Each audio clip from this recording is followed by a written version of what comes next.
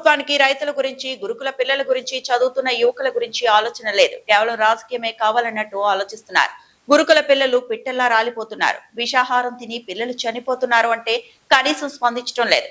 రైతులు ఆత్మహత్యలు చేసుకుంటుంటే రేవంత్ ప్రభుత్వానికి కనీసం పట్టడం లేదు అని మాజీ మంత్రి ఎమ్మెల్యే సబితా ఇంద్రారెడ్డి అన్నారు. రైతులు ఏమన్నా గానీ రాజకీయాలే ముఖ్యమన్నట్టు ఈ ప్రభుత్వం పనిచేస్తుంది. నా రైతుల గురించి ఆలోచన లేదు, నా మహిళల గురించి ఆలోచన లేదు, నా చదువుకున్న యువకుల గురించి ఆలోచన లేదు, కానీ గురుకులాల్లో చదువుతున్న పిల్లలు చచ్చిపోతుంటే ఆలోచన లేదు. దేని మీద లేదు. పిట్టల్లాగా రాలిపోతున్న గురుకులాల పిల్లలు ఎవరుంటారు అక్కడ? బీద వాళ్లే కదా, ఎస్సీ ఎస్టీ బీసీ మైనారిటీ సంబంధించిన పిల్లలే కదా గురుకులాల్లో ఉంటారు. వాళ్ళు విషాహారం తిని చనిపోతుందంటే కనీసం స్పందన ఉండదు ప్రభుత్వానికి. ఇట్లా ఉంది, ఇట్లా చేసినాం, ఇట్లా మీద యాక్షన్ తీసుకున్నామని ఆలోచన లేదు.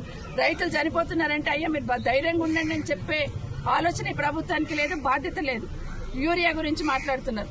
పెద్ద ఆయన చెప్తున్నాడు, ఆ యాప్ అని ఒకటి తీసుకొచ్చారు. యాప్ లో బుక్ చేసుకుంటేనంట నాగసానపల్లిలో ఉన్న రైతుకి కోసిగిలు వచ్చిందంట.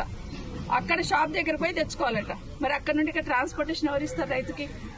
ఇవన్నీ ఆలోచన లేని పనులు. ఏదో ఒకటి చేయాలని ఆలోచన. మరి కేసీఆర్ ఉన్నప్పుడు ఎందుకు యూరియా సమస్య, రైతులకి ఎరువుల సమస్య రాలేదు?